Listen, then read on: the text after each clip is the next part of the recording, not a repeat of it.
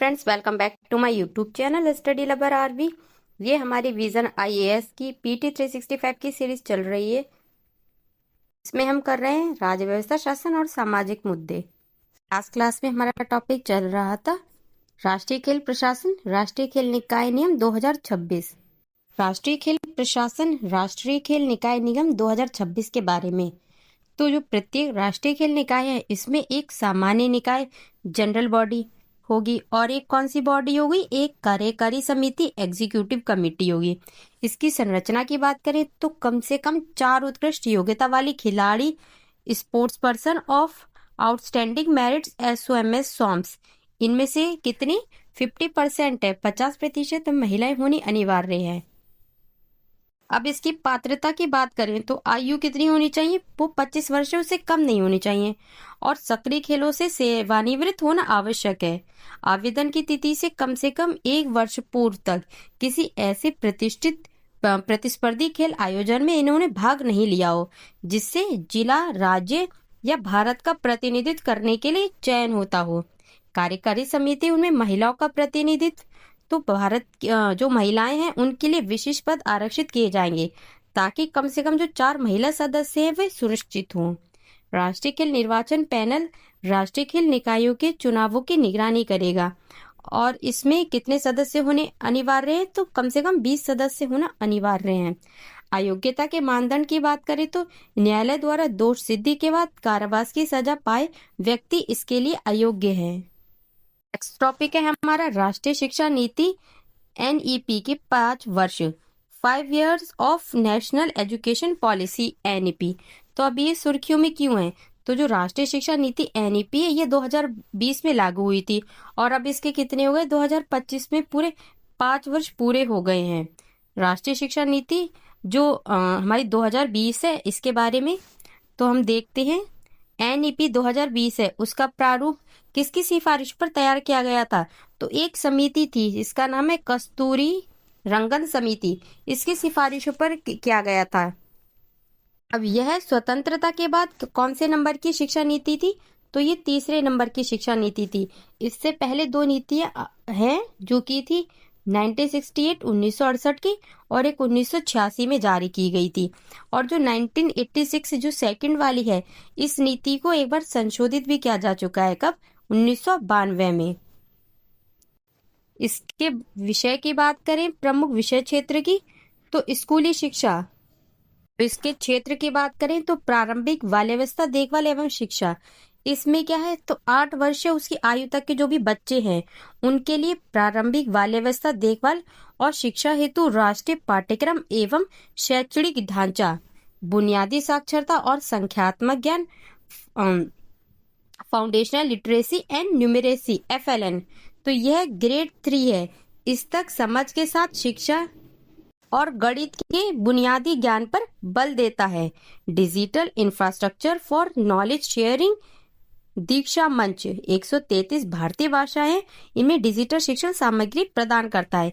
कितनी भाषा में यह है, तो याद रखना है 133 भारतीय भाषाओं में।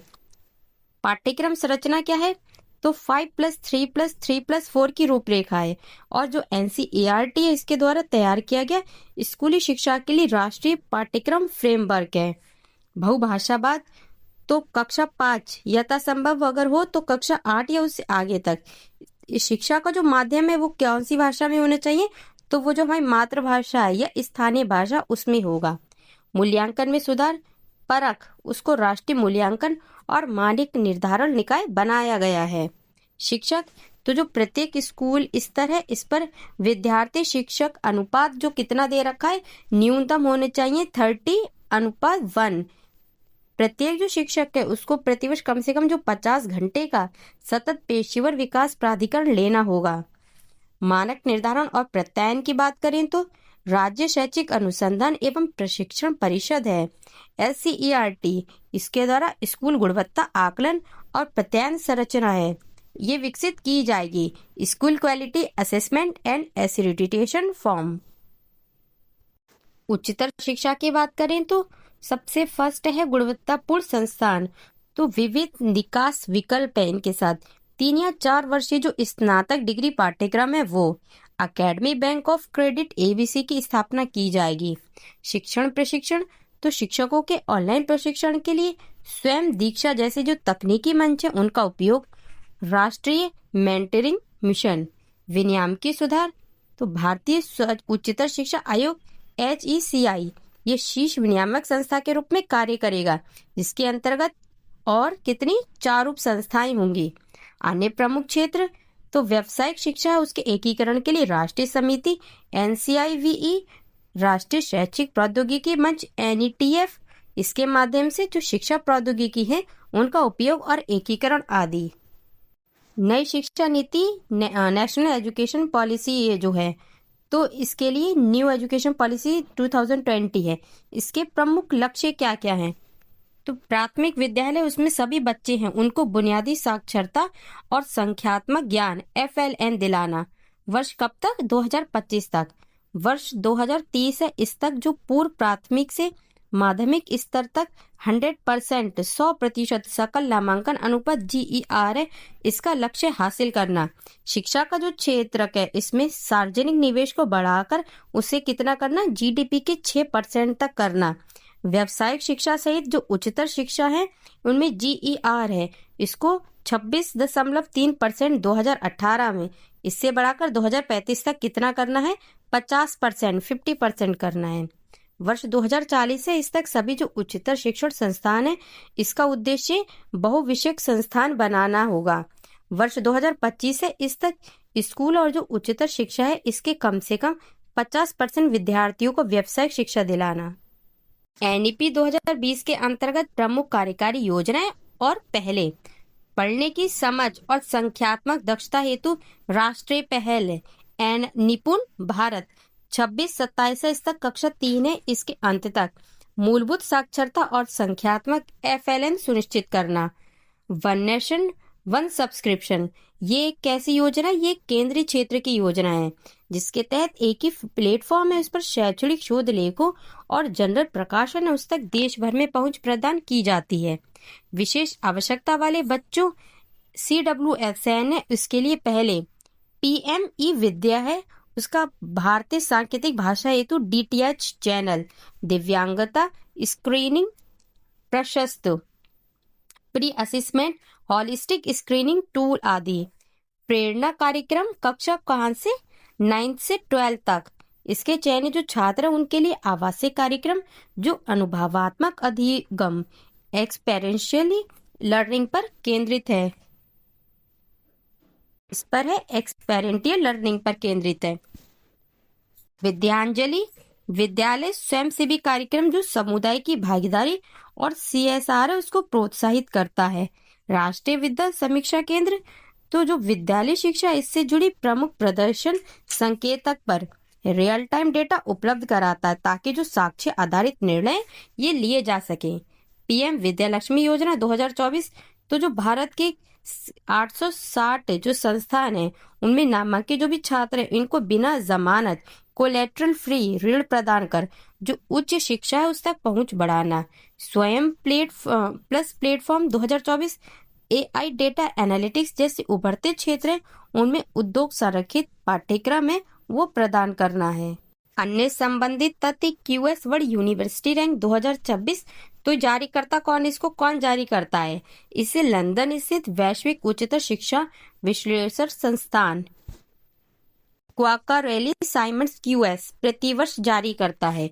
मूल्यांकन हेतु 5 मापदंड अलग अलग भारांश है। शोध एवं नवाचार, रोजगार परकता व आउटकम, वैश्विक सहभागिता, लर्निंग अनुभव और सततता।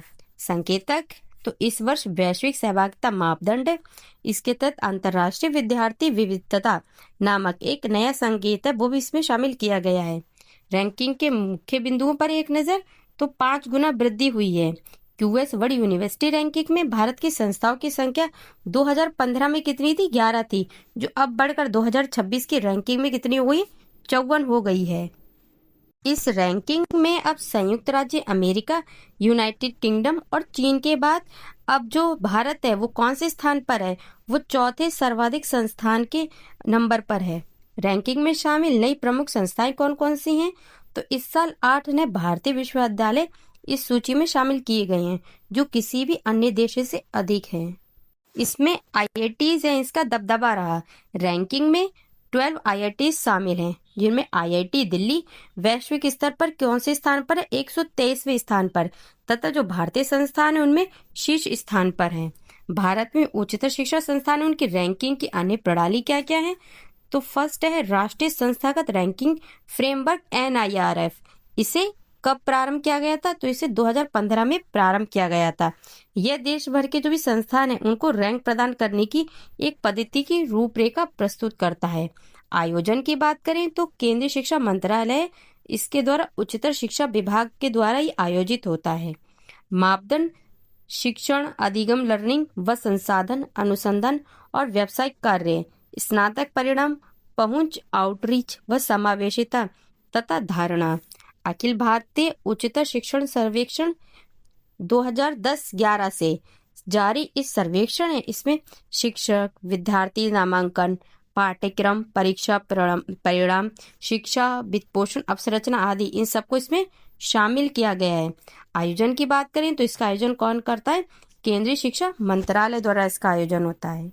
नेक्स्ट टॉपिक है घरेलू हिंसा से महिलाओं का संरक्षण अधिनियम 2005। तो ये भी सुर्खियों में क्यों है? घरेलू हिंसा से जो महिलाएं हैं इनका संरक्षण अधिनियम 2005 PWDV एक्ट 2005 है। अब उसको लागू हुए कितने 20 वर्ष पूरे हो गए हैं। PWDVA के बारे में तो इस अधिनियम का उद्देश्य क्या है? ये संविधान का अनुच्छेद 14, 15 और 21 के तहत जो महिलाएं हैं इनको प्रदान किए गए मूल अधिकार है, उनकी सुरक्षा सुनिश्चित करना है। भारत महिलाओं के खिलाफ सभी प्रकार के भेदभाव का उन्मूलन पर अभिसम है। इसका हस्ताक्षरकर्ता होने के नाते घरेलू हिंसा को मानवाधिकारों के उल्लंघन के रूप में मान्यता देते हुए इस पर विशेष कानून बनाने के लिए बाध्य था।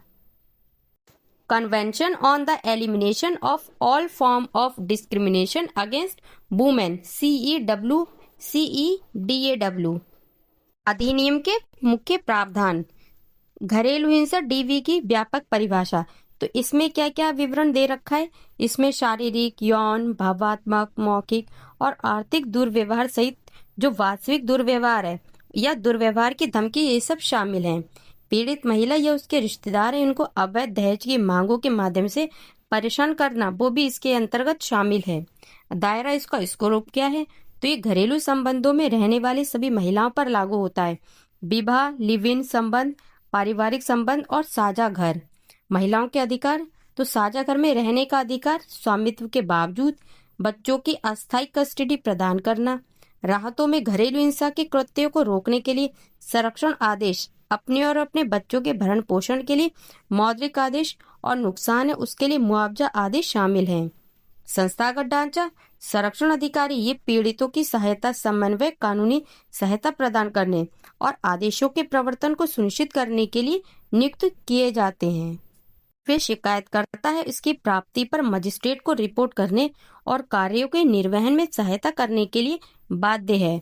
सेवा प्रदाता तो परामर्श, आश्रय, चिकित्सा सहायता और कानूनी मदद प्रदान करने वाले NGO और सरकारी एजेंसियां हैं। सरकारी कर्तव्य तो हितधारक है उनकी भी जागरूकता, प्रशिक्षण और समन्वय को बढ़ावा देना।